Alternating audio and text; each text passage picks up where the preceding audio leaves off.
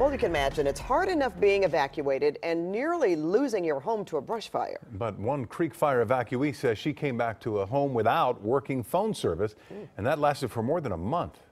Well, she couldn't get answers from the phone company, so she asked Two on Your Side for help, and here's Kristine to tell us. Pat and Rick, this is a house with not just one, but two senior citizens, and they rely on a working phone. Not only was it out for 6 weeks, the telephone company kept charging them for that service. When you live in the hillsides and you don't have reliable cell service, a landline is a must for many, especially school teacher Gabrielle Sanchez-Goyen. She lives with her mother, an 88-year-old grandmother who recently had a stroke. You need to know that when you pick up that line, you are going to have a solid connection.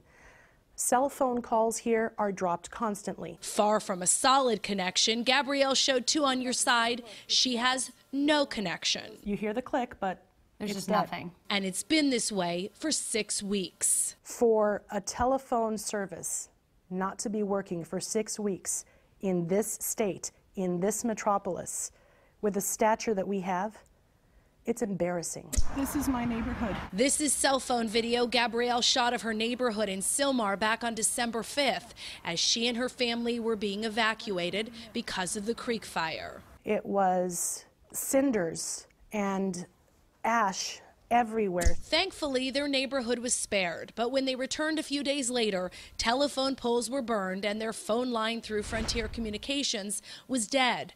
Wi-Fi through a different provider came back the next day, but the landline had no dial tone for days. So Gabrielle called Frontier. She's kept a detailed log of her communication with the company. At first, the reaction was that they were unaware there was no service in the area. Gabrielle says she was told the crew would come out, but they never showed.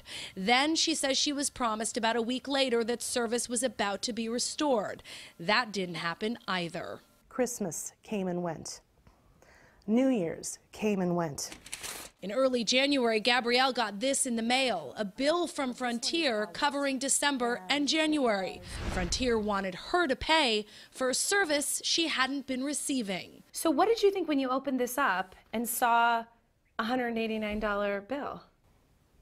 Colorful language came to mind. So she called Frontier again. My very last call was 1 hour and 50 minutes long. When Gabrielle hung up, she called Two on Your Side. When you hit a brick wall at every corner, you need someone who can shine that light.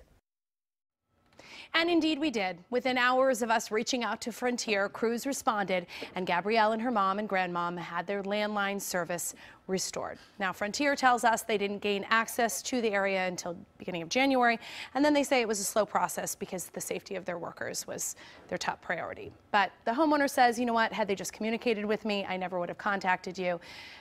At the end of the day, she has her service back. So. Okay. All right. Good.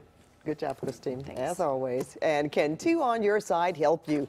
Just email us at twoonyourside@cbs.com with your problem, or on Twitter, use the hashtag #TwoOnYourSide, and Kristine will see what she can do to help solve it.